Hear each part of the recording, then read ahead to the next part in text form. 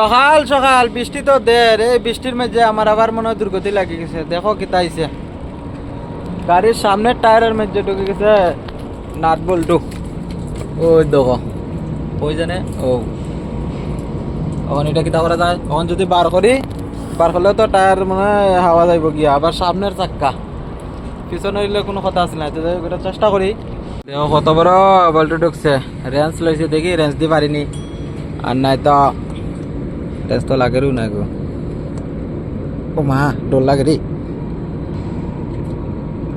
তো ফেরফেরি করে মনে হয়ে গেছে কি হাওয়া, ডরও লাগে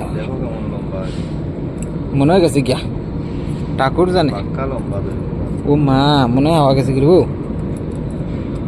এ রাম, আর হইলে ওখানে এটা রিক্স আছে। হ্যাঁ, এই দেখো কত বড়। সবাই সাবধান গাড়ি চালাইতে। সামনের চাক্কার যদি এরম ডুগে, মানে এই কষ্টের মতন আর কষ্ট নাই। সামনের চাকা পামচার হইলে জায়গা বয়ানি যায় না, এমন কষ্ট হয়।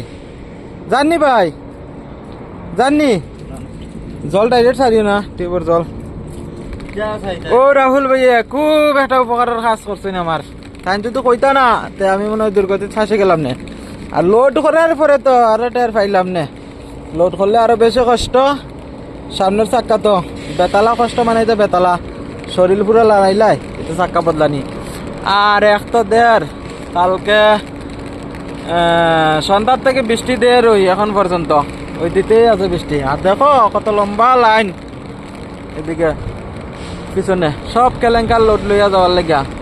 আর এই বৃষ্টির মাঝে কেলেঙ্কার বডিত পড়লে লোড তো লইতেই লাগবো। কেলেঙ্কার লোড করলে আর কেলেঙ্কার খালি করার সময় এরপরে পালাইতে যে কষ্ট, মানে এটা সীমার বাইরা। ও এটা হইল টপ সিমেন্ট ফ্যাক্টরি, মেঘালয়। ভিতরে দেখাইম আমি ব্লকে মাঝে পুরা ভিডিও পাই ভাই।